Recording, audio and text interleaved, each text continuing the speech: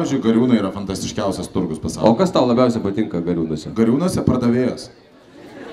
Ai, dar blembački labai gerai, pardavėjas, kai lyja Gariūnuose, sugeba rūkyti ir kalbėti su tavimi, o jeigu lyja, kad nesušlaptų, cigaretę susikiša į burną.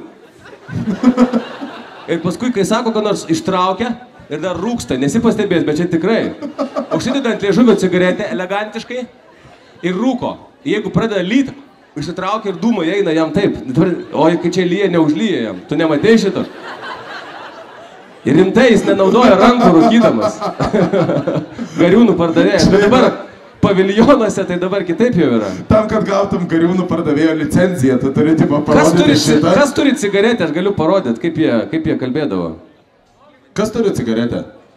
O Dieve, mama mato per Delfį dabar, neduok. Parodykit cigaretę, prašau. Duokit kas nors cigaretę. Ar turite kas nors cigaretę? Turite? Duok broli cigaretę, prašau. Nu va. Aš galbūt kažkaip panašiai. O, moteriškos. Taip. Ačiū, broli. Tipo sėdi, žinai. O. Praim.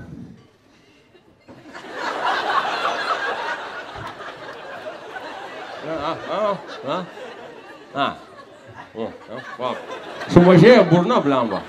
Ai, būna nurūkyta būna, va. Va.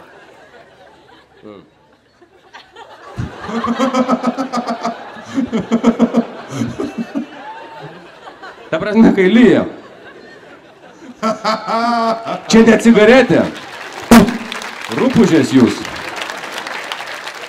Gerą daiktą sugadinau. Smulkusis ūkininkas pasitaikė.